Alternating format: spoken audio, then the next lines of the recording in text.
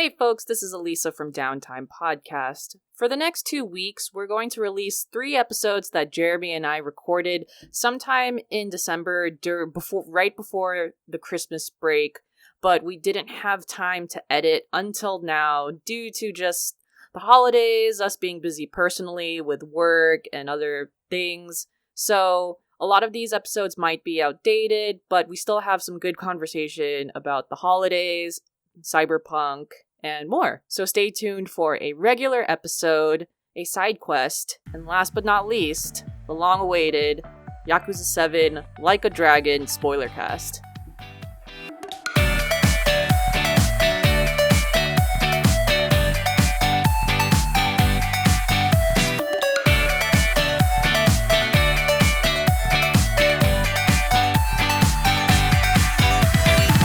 Alyssa, how are you doing? I'm doing all right. We are almost to the new year, almost getting ready for Christmas, and it's, just staying positive, just staying in. That's pretty much all you can really ask for. How about you? Getting ready for the holiday season. Trying to get that holiday spirit in. Gonna stay around. Gonna see my folks who are flying in. They have to quarantine. The Bay Area now has a new rule where if you're returning or coming to the Bay Area, you have to quarantine for 10 days. And that will be effective tonight, I believe, as of the recording of this podcast at 12:01. Oh, interesting. Well, where I'm from, it's basically been in effect for like the last week and a half. Oh, wow. Yeah. But different areas are different, and have different guidelines. Yeah. This is a really random question. Sure. Do you consider Harry Potter a holiday movie? Because you know how a lot of channels always marathon Harry Potter during the Christmas season? I personally do not consider it a Christmas movie because I just don't think it's... it just doesn't feel Christmassy. There's like one part where they have Christmas in the first movie, but then the rest of it is just non-Christmas. See, I was about to say, it's been a really long time since I've seen the last Harry Potter movie. And I'm pretty sure the last Harry Potter movie I saw was Deathly Hallows Part 2 in theaters. And just thinking back at the series, I can't think of a time when it was really Christmas-like, except maybe like the first movie. But yet everyone loves to watch those, or like everyone likes to watch those movies specifically during like the holiday season. Not even Halloween, but the holiday season. I know, right? And so I don't get that. I don't get it either. Like if they show, well, obviously they show Home Alone 2, Jingle All the Way, movies like that, but or like the Santa Claus is a good classic example of one. But like, I don't know. Harry Potter doesn't really seem like a Christmas movie.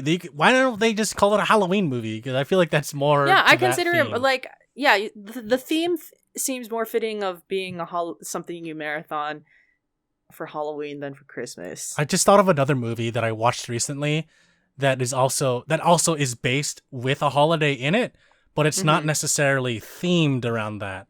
So remember how last time we talked about Thanksgiving movies and how they don't really exist? Yes. So there's a movie called Tower Heist that came out in 2011, directed by Brett Ratner, who did the Rush Hour movies. It stars Eddie Murphy, Ben Stiller, who's the dude that played Ferris Bueller? Matthew Broderick. Yes, Matthew Broderick.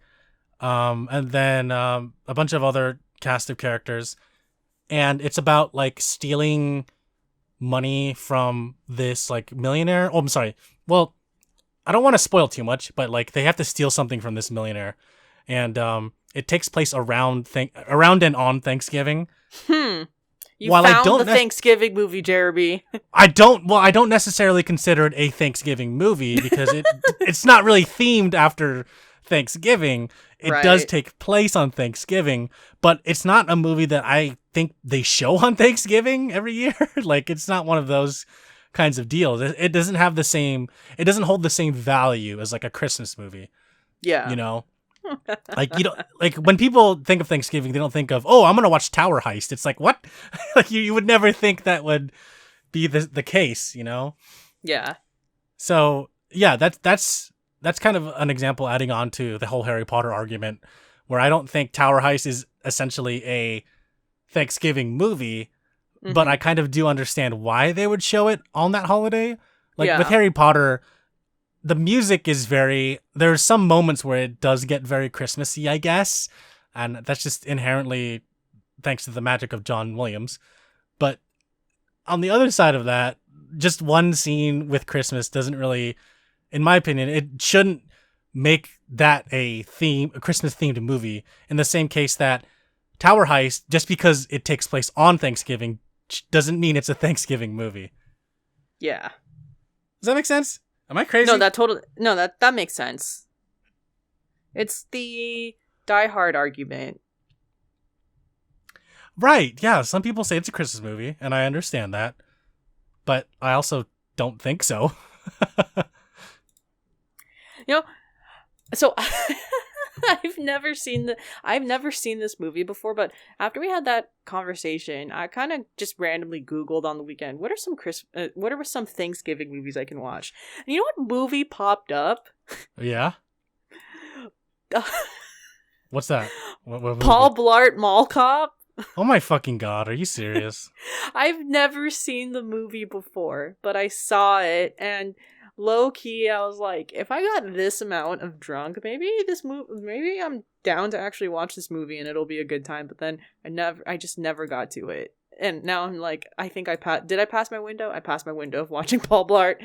But yeah, I've never seen the movie before, but that is listed as a Thanksgiving movie. That's weird. Yeah. I don't know what it's about. I mean, obviously it's about Paul Blart Mall Cop, but I don't know what else is... I don't know what else about it beyond that. Yeah, I don't know either. And I don't really care. I'm not going to go out of my way to watch a movie like that.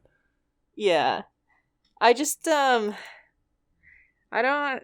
Yeah, Kevin James, Adam Sandler movies I don't really watch. I don't know. They're just, I wouldn't say bro-y, but like they're for a certain middle America audience that doesn't really fit with me and what I like to enjoy as content.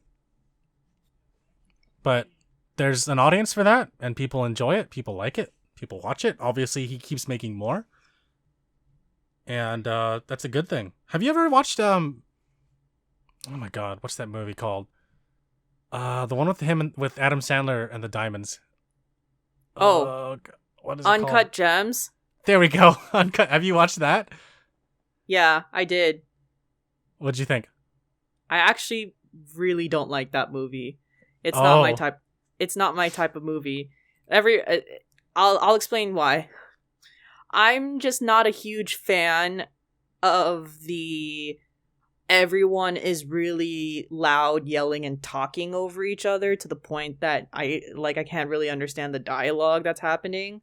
Like, I understand that there are fight scenes in this where they're fighting at the jewelry store, but there's quite a lot of times where it's just everyone's yelling over each other, and I'm like, okay, I'm not really feeling this. Like, I get this is like what, art house or whatever, and this is like such a A24 type of movie, and in theory I feel like I would enjoy it, like, but I didn't like, that's not my type of movie. I think like that's a movie where I definitely see, like, I totally see what they were going for. It's just not a preference of mine. No, I agree. I agree with a lot of your points. So that movie really stressed me out when I was watching it, and I understand that is part of the movie. Yes. It's supposed to be a look into this guy's life who is very stressed out all the time, probably has a lot of anxiety because he's just addicted to like gambling and selling, and he's addicted to I guess vices. Just gambling in general. Yes. Yeah. But gambling's number one. Yeah. So I do understand its significance, and I like the cinematography. I thought the locations were beautiful. I thought that it felt real. It felt like a real thing that took place. I liked how they had like Kevin Garnett in there, and they had a little bit of like basketball history, and there was a lot of love for like, I guess New York. There was a Furby in there that was pretty funny. I like that they were betting for the 2010 finals because or was it 2008 or 2010? I don't remember. Oh, it had like to 2012. be 2008. Oh, 2012? Yeah, it wasn't in, I don't think it was in the 2008s. Oh shoot. For some reason I thought it was a playoffs where the Celtics won. But I don't remember too much. But I like the fact that they were betting kind of like on an obscure year of basketball with Kevin Garnett, which by the way, Kevin Garnett was pretty good like as an actor. I was like, wow. You're like, because he's been retired for a very long time. I haven't seen Kevin Garnett do anything except for sports commentary. So seeing him acting, I was like, oh shoot, go Kevin. Yeah, the only thing that pulled me out was that he's older in the movie, and in the clips of him playing basketball, he's clearly younger. And I was like, okay, that doesn't look like him exactly, but I could tell it's still Kevin Garnett, but it still doesn't look like him. Yeah. But aside from that, I really liked how this movie portrayed Adam Sandler as, instead of this like sleazy schlub who just tries to get at women all the time and just like is basically just some dude who just has this one thing in his life that he does, or like something extraordinary happens to him. He's like this downtrodden dude who doesn't have a lot going for him. And I thought that was really cool to see Adam Sandler kind of step into more of a dramatic role. Not to say that he hasn't done dramatic roles before, but like this is completely different from what he's usually known for, which is like the comedies as we described earlier. But for the most part, I will say I don't think I'm going to watch this movie again. It's not really a movie that I would watch twice. I watched it once and I was like, okay, I watched Uncut Gems. I can tell people that I watched it and I can talk about it now. But yeah, it's not really a movie that I think I would watch again. I like a lot of A24 stuff. Don't get me wrong. But this is just one of the movies where I was like, it was like Joker to me. I watched Joker and I was like, okay, I understood it and I liked some of the elements of it, but as a whole, it was just too depressing and I didn't want to watch it after that. The same kind of thing kind of goes with Uncut Gems. I just don't want to feel stressed out all the time, and I don't want to feel sad after watching that movie, so I chose not to watch it again. Yeah. This past Halloween, I saw that Hubie Halloween movie on Netflix. Because when I went on vacation, when I did like my road trip, I was watching it with my cousin, and this is the best way I could describe Adam Sandler comedy. It has potential to be not bad, but Adam Sandler always plays a character who has never gone past middle school mentally, and therefore the movie sucks ass. Like, when I was watching Hubie Halloween, like I was like, man, this movie sucks. But actually, I can see how this movie could be good if Adam Sandler played a fucking character that wasn't just a basement bum who had the mentality of a high schooler. And like Adam Sandler talked like he never passed 4th grade. And it made me I had this revelation that like, man, almost all of Adam Sandler's movies are like that actually. Where his character plays someone who like doesn't know how to fucking talk. And just like acts like he's a freaking kid. So yeah, that's it does appeal to a certain audience. I get it, but man, an Adam Sandler movie, like quite a few Adam Sandler movies would actually be 10 times more interesting if Adam Sandler played a regular person his age. Oh my god. You're hitting it right on the head. Yes. And I can't believe I'm going to say this, but I watched it too, and I was really severely disappointed. I fucking hate Hubie Halloween. Yeah. My brother and I set aside time to watch it. We're like, okay, we always watch Hocus Pocus every year. Let's see if this movie, because everyone's saying it's a good movie, let's see if this is actually a Halloween movie that is going to live up to that standard. Turns out we wasted 2 hours of our time. Why is that movie 2 fucking hours? I have no idea. We sat up waiting and watching, just making fun of it from the beginning because we're like, oh god, okay, maybe this is one of those Adam Sandler movies that's not gonna be bad. Watched it, we're like, what the fuck is this shit? Like the trailer looked like it was gonna be okay, and I was like, all right, cool. And I was like, why is he talking like that? Is that something from like his childhood, some character, some person he met, maybe that talked like that, and that's why he's imitating them? And then there were some scenes where he's talking like that. He's like, I'm like, dude, I can't. We need subtitles. We literally had to turn on subtitles because I couldn't understand what he was saying. Right? Oh my god. Everything about that movie was terrible. We were just shitting on that movie the whole time. It was so bad. Like, the sad thing is, like, there was like a lot of interesting setup. Like, this could have been basically a fun. Oh my god. People in town are getting kidnapped. Someone needs to solve the crime. You know what I mean? We could have had that fun movie, and it could have been not bad. Like, I'm not saying it could have been good. I'm saying it could have been at least not bad. But then, like, Adam Sandler always has to fucking talk like that, and I hate it. Just use your regular voice. Yeah, I can't. I don't understand. Fucking bothers me all the time. It does, and I'm like, I understand you're trying to do this bit or like be this character, or make us feel sorry for you because you sound like you're a little child in a man's body because you live with your mom who wears all these like profane shirts on for some reason. But I mean, I don't feel sorry for you because this movie sucks. Your character sucks. There's no arc. Your love interest is just shallow. Everyone around you. Ray Liotta was in this movie for some fucking reason. Ben Stiller was in this movie for a cameo. It's wild how stacked Hubie Halloween was. Like, what the fuck? Immediately when Ben Stiller showed up, my brother's like, okay, this movie's gonna have all the people that owe Adam Sandler favors. I was like, oh god, that's so true. I cited for him his usuals. His usuals don't count, like Kevin James and Rob Schneider. Kevin James, Chris Rock, Rob Schneider. Yeah, they don't count because they're his friends. Yep, exactly. Like they're just the staples. Everyone else that was like bigger than them, they're like the people that owe Adam Sandler something, or maybe they lost to him in a basketball game, and then they're like, you know what? All right. He's like, if you lose this basketball game against me, you're gonna have to be in my Hubie Halloween. And they're like, oh shit, I don't want to lose. And then they lost. They're like, all right, I'll do your fucking cameo, whatever you want. That's all the amount of effort I could put into completing about Hubie Halloween today. Same. Moral of the story is, audience, please don't watch that movie. It's terrible. It sucks. It's a waste of 2 hours. If you watch it and talk to us about it, I will not respond to your comment because I don't want to talk about it anymore. Watch Hocus Pocus instead.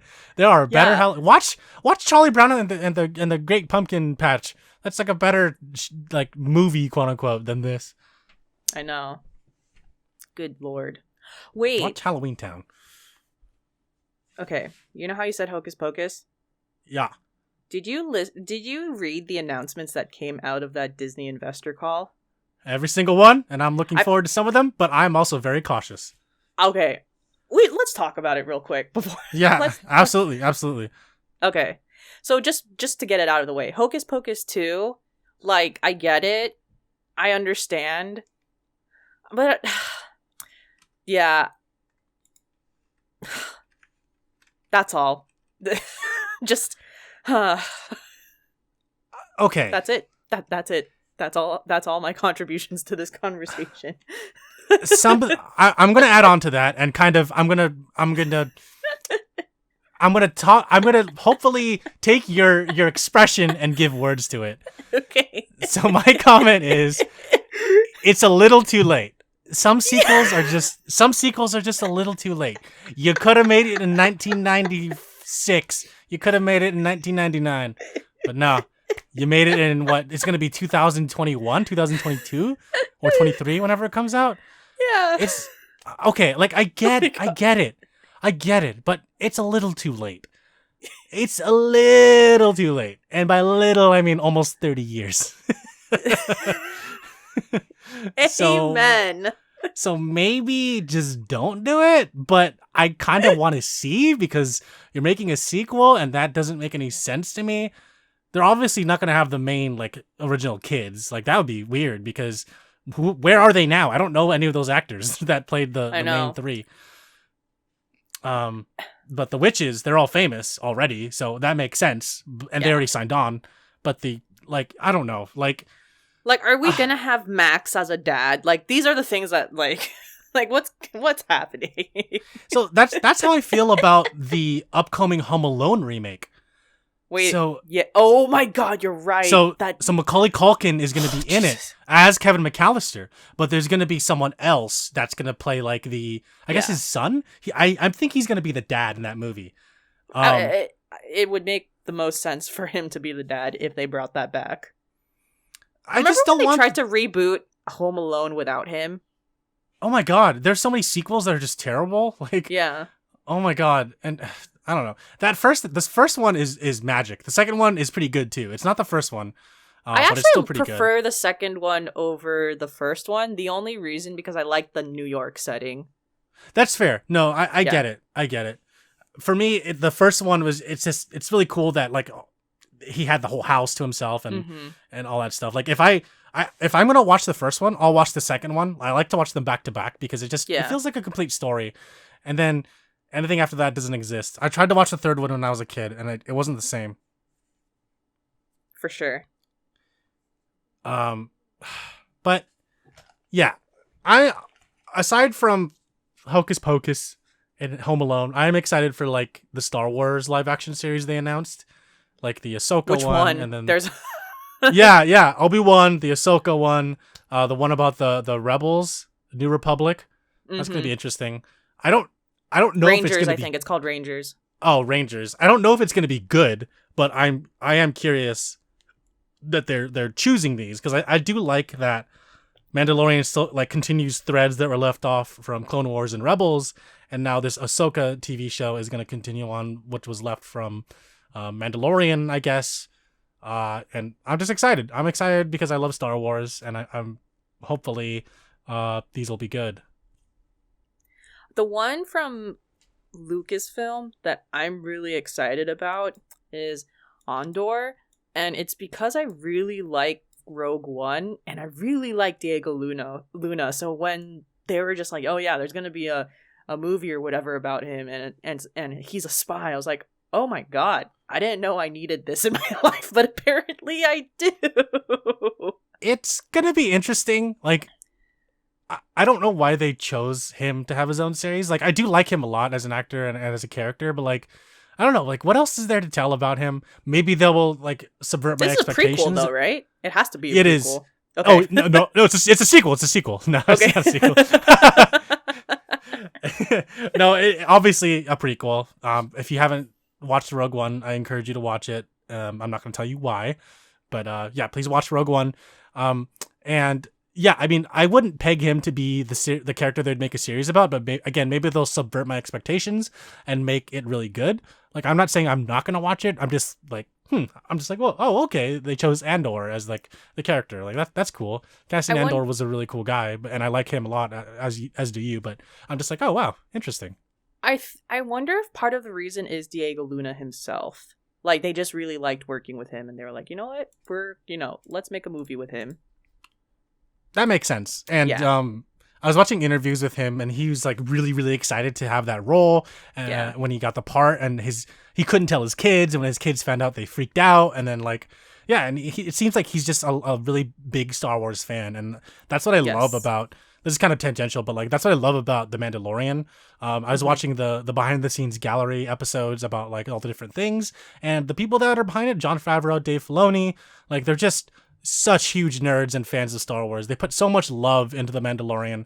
Like the way that it looks, the way it feels, the way it sounds, like just everything about it is just awesome. And I think that's what a lot of what Diego Luna put into his character, because he loves those original movies so much that, when he was finally on set and in the costume and had his lines ready, like he was just immersed immediately. And that's what sold it for me. So hopefully the series will have the same quality as the movies, but we'll see. Like, The Mandalorian definitely knocked it out of the park, and I could see why Disney's so they're so like confident that all these live action Star Wars series are going to do well. I just hope that they have a cohesive creative force behind all of it, because as as fans know, like there's not a lot of cohesion when it comes to the sequel movies, so we'll see. Hopefully optimistic is what I'm going to say. Yeah, me too.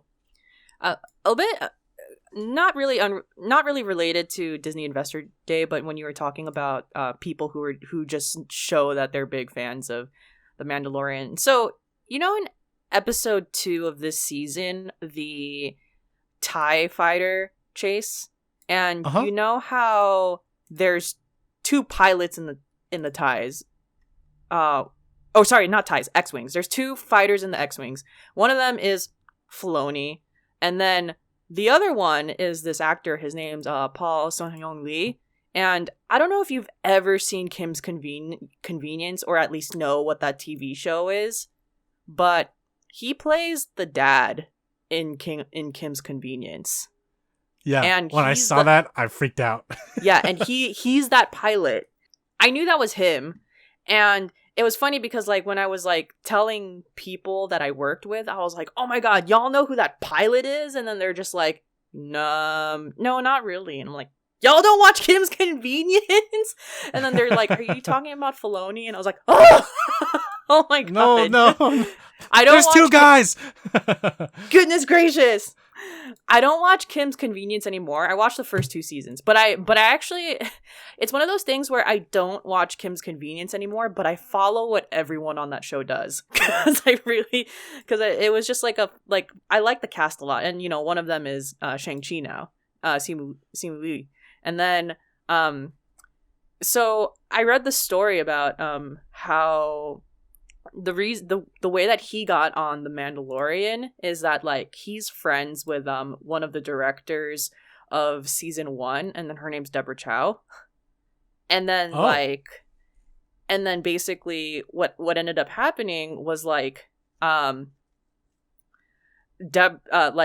Chow was like, oh, you know that Dave Filoni really likes Kim's Convenience, and then straight up, I think the story is Dave Filoni just freaking wrote lines, and then Paul's in it. So, and that's how it happened.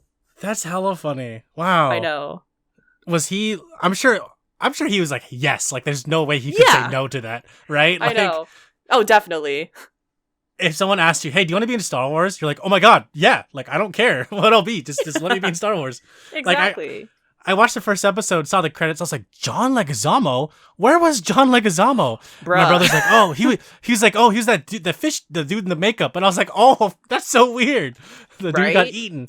I was like, oh, that's weird, but okay, I understand it. Like, the crazy thing about John Leguizamo is that, like, that's not his, like, regular voice, and I'm so used to him acting with his regular voice. And then all of it, and then, like, when even I didn't know that, so when the credits came on, I had to figure out, like, wait, the credits are in episode appearance order. Who the hell was this guy? And then you find out it's the guy who gets hung, and I was just like, oh my god. Yeah, it's pretty crazy. There's a lot of cameos in the, especially in The Mandalorian. I feel like Dave Filoni is just like, hey, we're friends. You get a cameo. You get a cameo. Right. But honestly, Dave Filoni's amazing. So yeah, but he just seems like a fun person to hang out with. I know, right? To grab a drink with, or just like maybe go to like the Buena Vista and hang out. Yeah, exactly. Oh my god, I bet he knows exactly what that is too. Yeah, right. Yeah, he better. But I also feel like he's very smart about his casting choices. Like, he won't just pick anyone off the street or just like take any big name celebrity just to have them in there. Quite the opposite of, like, circling back to our previous conversation about Adam Sandler, where he'll just choose his friends. Oh Lord, yeah.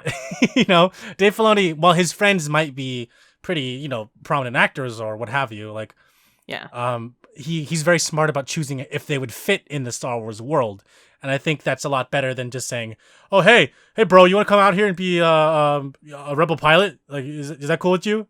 It's like, okay, but does it make sense? Like, can they act the way they do in the Star Wars movies? Like, do they as an actor fit in this universe? And sometimes I don't think it's gonna work out. Like, some actors I think just detract too much from the story. Like, if I saw like, well, okay, so Bill Burr, I was kind of iffy about his casting because I was like, okay, that's just Bill Burr being Bill Burr, but he actually grew on me a lot. I actually do really like Bill Burr as a comedian and an actor, but seeing him in Star Wars, I was kind of like taken off. I was like, whoa, what the heck? My immersion's kind of like burst now. But after seeing him be that character, I was like, okay, wow, this is amazing. Bill Burr, I don't know how they got him. I don't know how huge of a Star Wars fan Bill Burr is, but it seems like he is a huge Star Wars fan.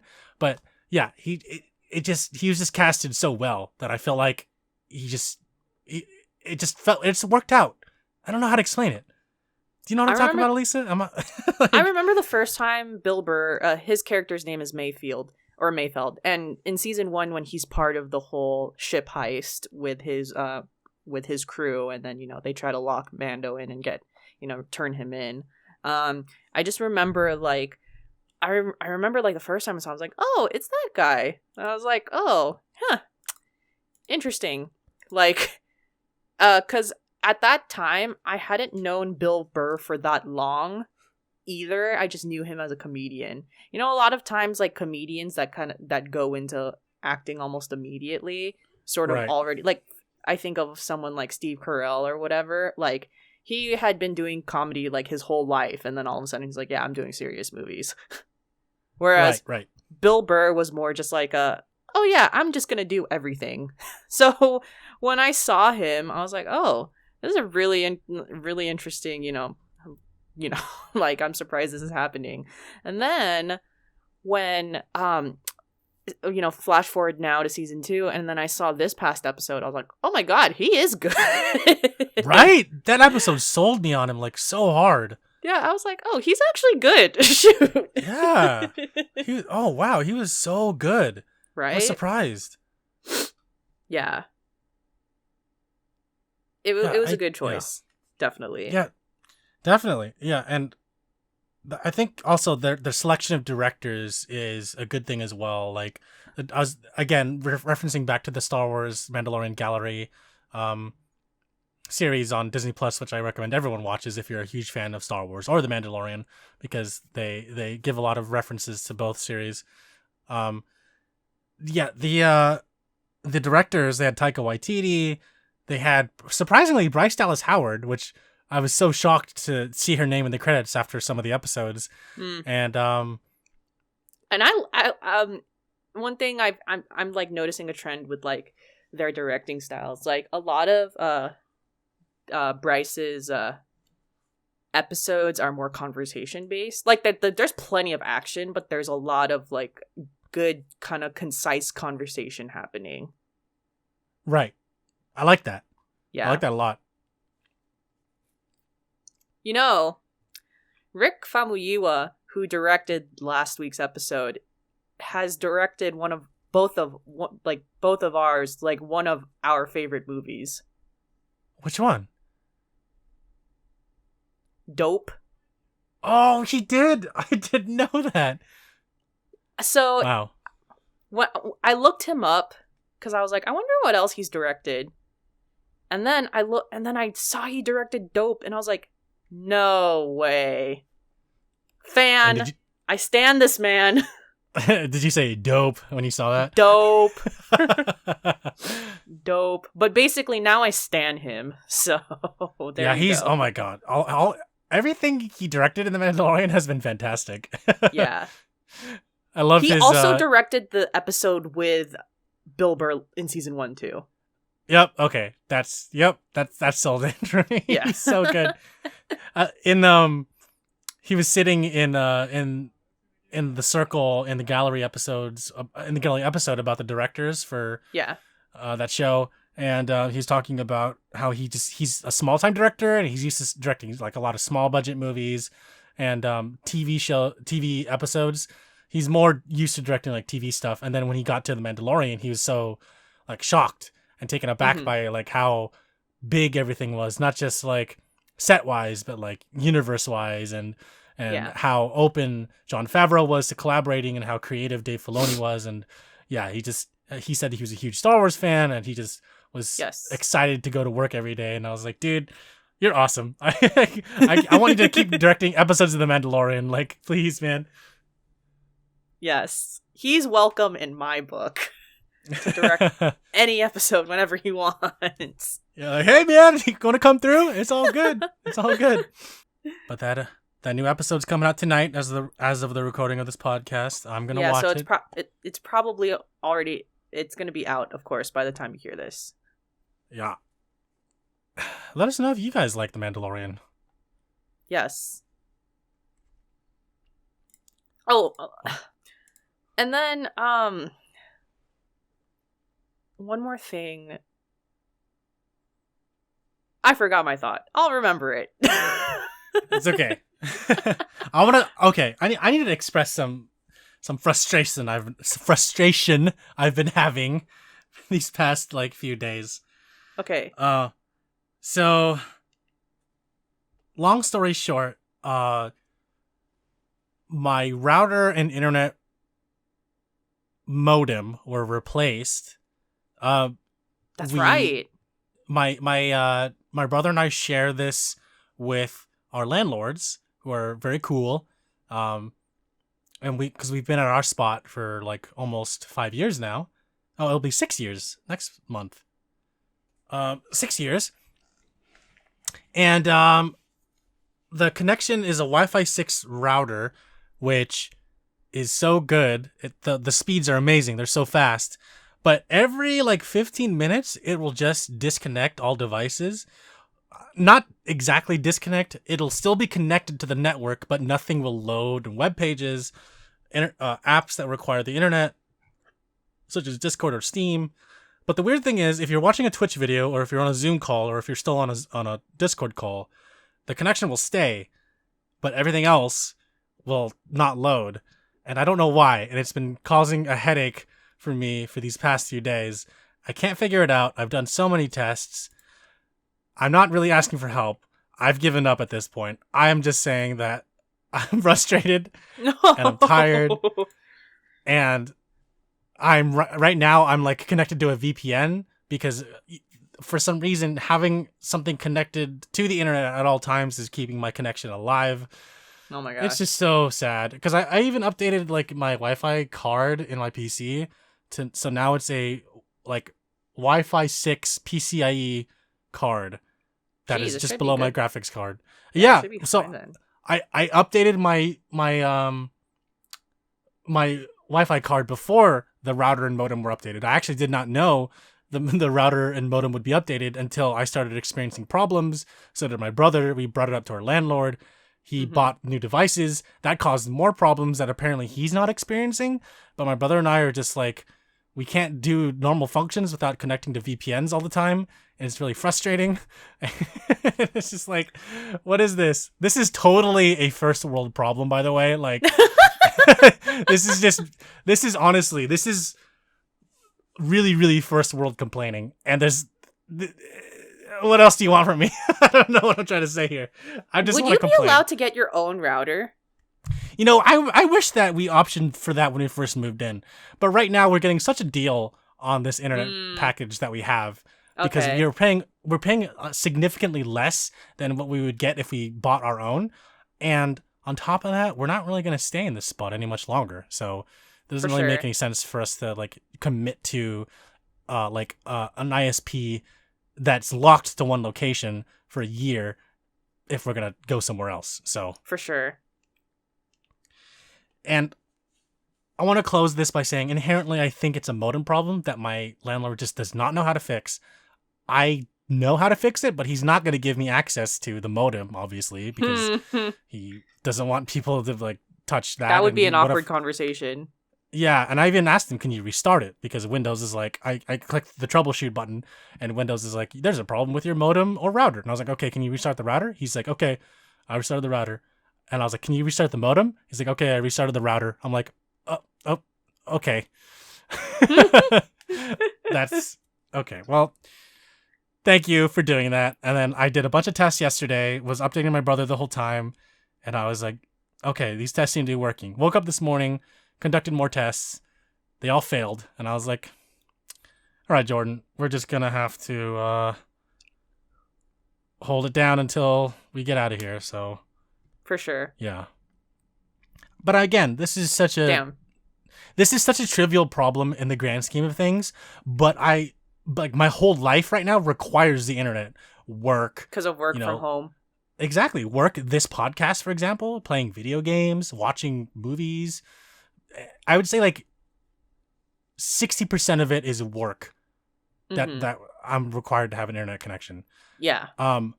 My work did provide me, it's, well, they call it a brick or like a box. It's basically just a MiFi device. It's a little roaming Wi-Fi. Okay. What are those called? Those little Wi-Fi, pocket Wi-Fi. It's basically just a pocket Wi-Fi. Oh, shoot. Okay. But there's a limit to how much you can use on there, which doesn't make any goddamn sense to me. Why would you put a limit on a device like that that's owned by a company? But whatever. Like I try to not to use it because I'm so afraid of going over the limit, and I've been using my home connection. But yeah, it's so frustrating. That sucks. Well, is the reason that there's a limit because they're paying only for a certain amount of bandwidth per month? Yeah. Well, they have like this like X gigabytes free until this point, and then you have to start paying. I see. Yeah. But I'm just like, you know what? Just pay for it. Who cares? Just deal with it. Yeah. I had that because before the internet connection was terrible, and my work supplied me with that. And then once this thing was updated in my house, I was like, all right, I don't need this anymore. Turns out I still need it. I was like, oh my God. Okay, I'm just going to hold on to this until I have to go back into the office. Q3 next year. We'll see. Damn. Yeah. That sucks though. Yeah, but you know, I'm dealing with it. I'm on a VPN right now. This connection on this call has been stable, so I'm really happy about that. And that's all I can ask for. That's good. It's all you can really ask for. At least recording doesn't require Wi-Fi. Oh, thank God. Right? Yeah, some episodes in the past of ours have had dropouts, and if it recorded that would just be terrible. Mm-hmm. I mean, we're not professionals, but we do have standards. Yes. But it's going all right. Yeah. Speaking of which, Elisa, I sent you a little something in the mail that was supposed to be delivered yesterday, and it didn't, and I was kind of sad, and now I'm kind of worried because USPS is backed up right now. A lot of their packages are delayed. For example, I bought a GameCube game like a few weeks ago, and it only just got to me today. It was stuck in New Jersey for like 3 weeks. And I thought they would be sending you this package via UPS, Amazon, or FedEx, but they're sending it to you via USPS.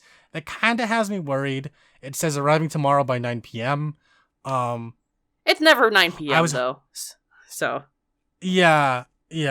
I was really hoping it would get to you yesterday or today so that you could use it, because it is related to the podcast, and I think you would find it very beneficial. Oh, shoot. Okay. But I'm sad it's not there, but it's okay. It'll get there, and by Saturday, yes, Saturday, you can use it, and everything will be good. Yay. Well, thank you. Yeah, you're welcome. I'm looking forward to it. Me too. But yeah, so Christmas time. Okay, something I've been feeling, I guess, since I was in high school. I haven't really been feeling like that Christmas spirit. I guess maybe as an adult, it's kind of just like worn down on me.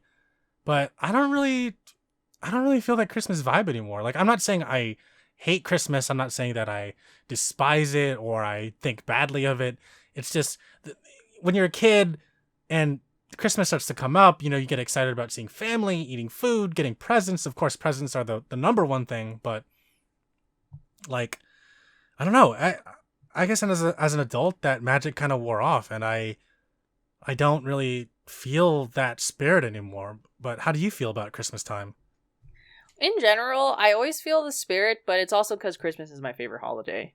Or one of my favorite holidays. So, it's like, I guess I'm always, like, in some way feeling the spirit, but it means something different to me now when I'm older.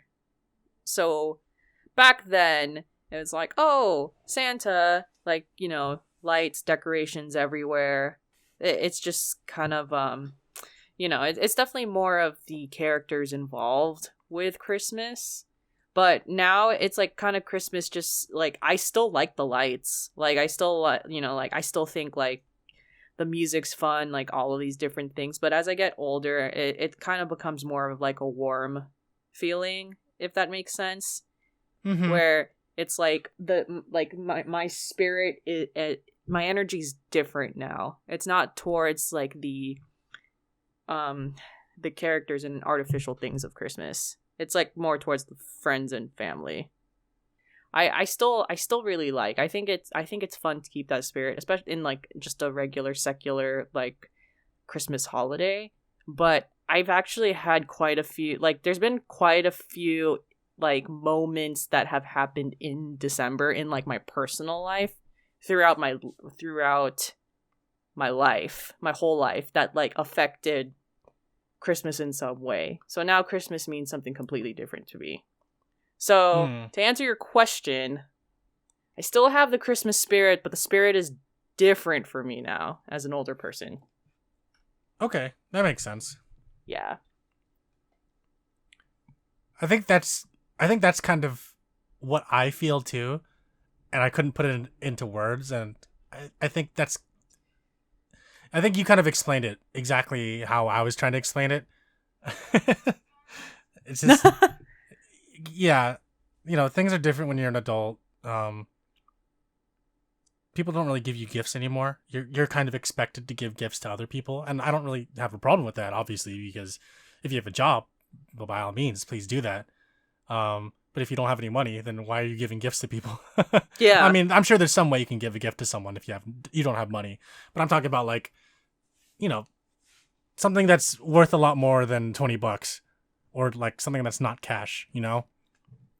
There's always like thought behind the gifts. But yeah, I think as an adult, we all just see Christmas a little bit differently than we did when we were kids. And that's how Adam Sandler feels. Or actually, Adam Sandler's still a kid, so he doesn't really feel any different. This is very true. I was I was watching just like a Netflix series. It's called Dash and Lily. Mm-hmm. And it's the concept behind Dash and Lily is it's about two people who aren't having a good Christmas vacation, and these kids are in high school, which, by the way, just a side note, they should not be in high school because they're drinking a lot in this. Oh, wow. But also, I say that because the actors themselves are like all like in their mid-20s. I'm just like, y'all could have just made this storyline happen in college. Like, yeah. Netflix always like does that weird shit. Anyways, so the concept was about two people not having a good Christmas for like very different reasons. One of them is because one of them is because Dash, who's the guy, comes from a divorced family, and then the other one is Lily, who comes from actually a big family. In fact, like her family's huge and it spans like all of New York. But the people that she normally celebrates with were all decided to like leave, and we're just like, oh, we don't need to celebrate Christmas this year, like together. Like you can do your own thing. Oh, wow. Yeah, and so it's basically her in their apartment with like her brother and like her grandpa, her grandparents, her parents leave, and then she's just like, oh well. But this is like, you know, I thought like we all like this like holiday and sharing it together. And so it's one of those things where you ever watch a movie and you're just like, that's kind of like, I feel like if I was in high school, that's like a fun situation to be a part of. Whether or not like I really want to be in it, I'm just like, oh, like that's basically like high school shenanigans that seem fun. So the two of them, they go to their local library and they choose like this. They have this diary and it's like an actual notebook. And what ends up happening is they write notes to each other, and then they leave it in different places around New York, and it actually becomes like a scavenger hunt of basically they're revealing a little bit more about themselves, and then they leave it in the place where like they like, or like the restaurant, or like a different situation where the other person has to do basically a challenge or like do something to get the notebook. And then it's like cool because like the library, like the book or the library manager's in on it. Like it's just like a bunch, like they get all of these people in on it to like basically like make sure that everything's kept a secret. And and then through that they find, you know, the spirit of Christmas, whatever, blah blah blah. And of course they spend it with each other because like it's a rom-com, and of course they're not going to spend it with each other. But I think about like these kind of like fun stories, which of course like is like a work of fiction, but I'm just kind of like, you know, honestly, this shit seems kind of fun. Like, I'm not talking about I'm not necessarily talking about the idea of like meeting like a significant other through a random notebook in the library. It's more just kind of like the idea of like kind of like Christmas, or not even Christmas, but just like something being driven by like writing to each other. And because like a lot of the times we're on our phones these days, and so one of the big emphases of like this TV show is that like they both really like enjoy writing and they like books, so that's part of the reason why they were able to express their feelings to each other more, and and like we're able to like share more about themselves. And basically like in this, like it was kind of like the spirit was just like they didn't really need like gifts or like anything from each other, but just like the assurance and like getting to know each other, and like ultimately like they provided comfort through letters. So I just feel like a letter goes a really long way for a Christmas gift. Like just it like does. Buying a card and just simply writing in the card, sending it to your aunt, your cousin, your like high school, college friend that you haven't seen who lives across the country. Like, you know, like writing it to your parents if you don't live, like writing a card or like an email, like, you know, just writing something really goes a long way. And I do feel like more feelings can be expressed with like in writing than it can be talking. Oh, not all the time, but there are certain feelings that come out in pen and paper than they do in voice. I feel like with writing, you have a lot more time to think about what you're gonna say. With talking, you kind of have to think about what you're gonna say while you're saying it. Yes. Or before you say it, obviously. But yeah, I agree. So if you can't think, for anyone, if you don't have like a gift for someone, but you really want to give someone something, honestly, just a letter or like a Christmas card, but you actually write in the card. Yeah, I agree. That's a good way, Lisa. Yes. It's very thoughtful to do things like that. People do appreciate just handwritten anything, to be honest. Totally. I wouldn't call it a dying art form. I would say that it is less used, in my opinion. I guess it's because I live in a city that's more technology based, and where people around me use a lot more technology.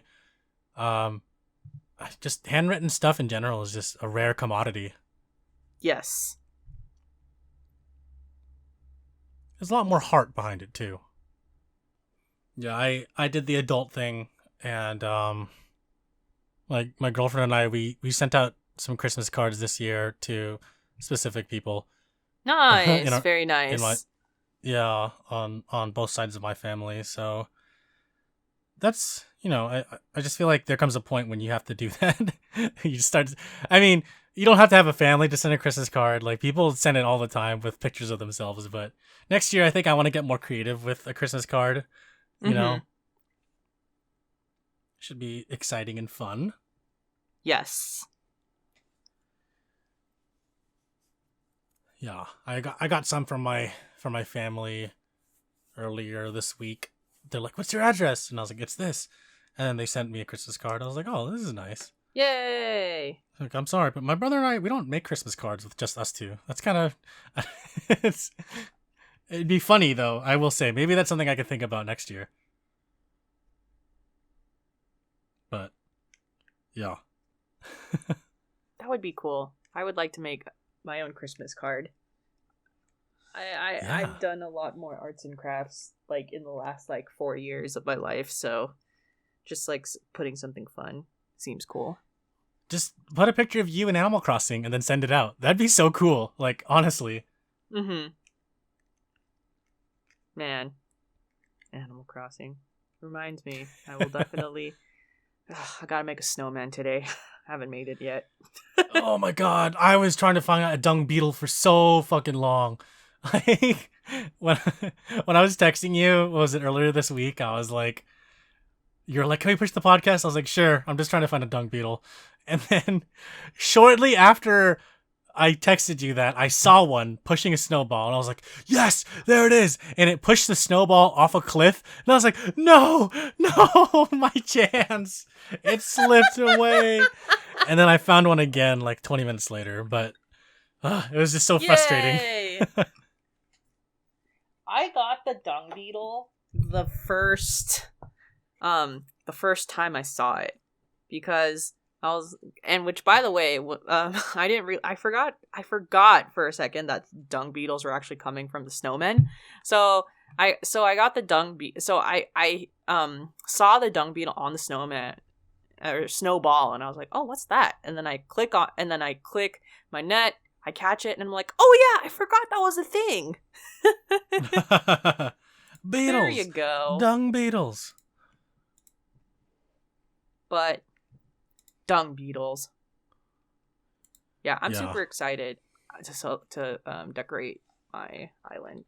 It's gonna be a good time, and I can't wait to. I've already decorated my house in The Sims with Christmas stuff. So. Oh, that's awesome. Yes. Yeah, I'm super stoked. So before a few days ago, in Animal Crossing, they had the snowman stuff, but now you have to shake trees and get ornaments and craft things using those. There's a lot of stuff, I gotta say. It's like one is winter themed, but then one is Christmas themed. I'm like, okay. It's just when I looked up what was going on, the amount of December DIYs available is insane. Like some of them span all of winter, and then some of them are only in December. But there's at least 30 possible DIYs you could get in this season. It's a lot. And it's a lot. Also, fuck snowmen. Goodness gracious. I'm not about these sassy ass snowmen telling me that my snowman is not good enough. Look, all I want is a large snowflake. And this is almost perfect. Good God. I'm over it. Every time I make one, he's like, "Oh, so close." I'm like, "Okay, let me just get my candle from inside the house. I'll put it next to you, and then we can get you closer to your real body. How about that, buddy?" You want to come chat by the fire? I'll show you what's up. You want to throw hands? Mr. Snowman? Let's go. Let's go. Oh, God, they piss me off. They're so sassy. They piss me off so much. I stopped making them because I got tired of just almost making it perfect. I'm like, are you serious right now? God, I'm so over them. The good news, though, is ornaments are way easier to get than acorns. Fuck acorns. The audacity of this game. to make me fucking shake a tree for 30 twigs and sticks before I get a pine cone or an acorn. Can't believe them. But the freaking recipes still need to be shot down by balloons, and I'm not about that. Dude, okay. So, I got so lucky. Let me know if you want me to make you one. The first DIY I got for Christmas is the illuminated Christmas tree. Oh, that's awesome. Like legit, like the most important one I got first. So if you want me to make you a few Christmas trees, I can totally do that for you. I just want one, Alyssa. That would be so awesome. Yes, I will send you one. Don't even worry about it. Thank you. If you, I'll pay you back somehow. Like it was a miracle. I was like I told you before that what I do is I leave my Switch on while I'm working, and then I just shoot balloons and hope for the best. And the amount of money and duplicate furniture I got in like 2 days of working, like I was about to throw my Switch, which is what my normal feelings are whenever these fucking balloons don't drop DIYs. And then I shot down a DIY, and then I was like, oh my god, what is it? And then it was a freaking tree, and I was like, wow. So I just got super lucky. Like, that this happened. But I will send you a Christmas tree for sure. Thank you very much. And honestly, I'm probably never gonna get a DIY ever again. With my luck. I'm gonna try and find the big festive tree, but I will happily keep the illuminated tree. Yeah. I just want one Christmas tree in my town. I just need one. I just want one. I'm not a greedy person. One Christmas tree. For real. Yes, I will totally give you an illuminated Christmas tree. Thank you very much. It's tall too. My goodness. Oh, thank God. I want to put it in my front yard. Yay! Awesome. Yeah.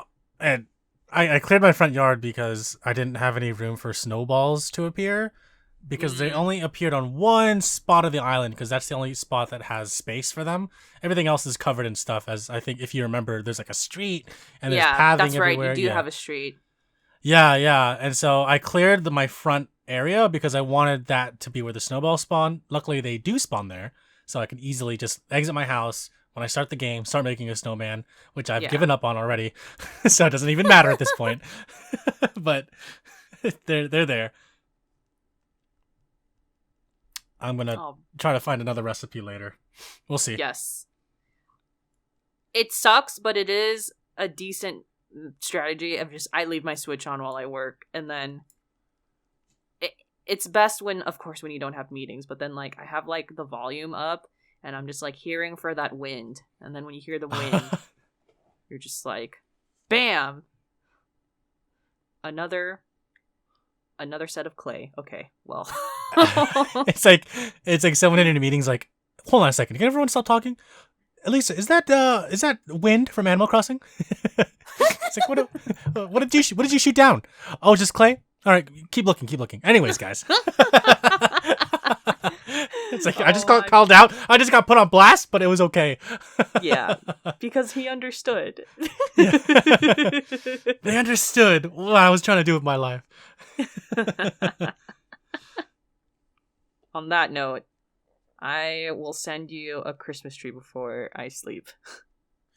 Yeah, sounds good. Because I have ornaments to make one. Yeah, let me know if you need some extra ornaments. I can send some your way. For sure. Well, speaking of, I think this is a good place to call it. What about you? I think we're good. Awesome. All right. If you'd like to send us an email, you can go to www.contact.live. Oh, sorry. Wow. www.downtime.live. Downtime.live. Click on the contact form. Fill out the contact form. It'll send us an email. You can also email us the old-fashioned way, contact@Downtime.Live. Send us an email with your comment or question. We'll read it on the podcast. You can leave a comment wherever this podcast is hosted that allows comments, such as YouTube, Podbean. And you can send us, if you leave us a comment there, we'll read it on the podcast. We are now on Spotify and Google Podcasts. We are on Apple Podcasts. You can leave us a review on Apple Podcasts. We will also read it on the podcast. We have a Twitter. We have a Discord. The Discord link is in the description of wherever this podcast is hosted. Click on that. Join our community. Hang out with us. Chat with us. We love talking about stuff. A lot of people on our Discord server are playing Cyberpunk 2077 right now, so jump in the conversation. Tell us about all your glitches that you're experiencing. And that's about it. So Alyssa and I are going to go back to just playing some Animal Crossing. Yeah, I'll send you this tree really soon. Really soon. I'm going to go check it. All right. You can check probably in 30 seconds. I got to run to my living room, but yes, I will do that after this. All right. This is probably the last side quest of this year. Yes. So everyone, thank you for listening to all the episodes of Sidequest. We will be back next year with more episodes of Sidequest. What the heck? There's going to be 2 more episodes that are going to come out. That will be a regular podcast and our Yakuza 7, Yakuza Like a Dragon spoilercast. So please look for those. Jeremy, we're friends on Animal Crossing, right? I feel like absolutely. We're best friends. We're best friends. Yeah. What's your name? Maru. Oh God, there you go. Okay. Were you typing my real name in? Well, I was looking for Jeremy or a variation of Jeremy, and then I was like, I'm missing something. What the heck is going on? No, it's okay. That makes sense. No. Now that makes total sense. I was like, duh. Okay. No, a lot of my friends have varying usernames depending on what console or system they use. So I'm like, God, what is your username on this? I don't remember. But I do like it when things are consistent, and I try to maintain that in my life. I'm not saying everyone has to be consistent with their handle, their tag, but for me, I just want to be found easily by people, so that people will be like, oh yeah, I know what your tag is. I could easily find you. So yes, no worries, Alyssa. It's all good. It's all good in the hood. It's all good in the hood. Okay, now you can, hold on. Dodo almost got this. Okay. You're doing it while I love it. I love it. Okay. We're going to end this podcast. Jeremy, you should have it. Awesome. Right. Wow. Good night, everyone. Bye, everybody. Take care. Happy holidays.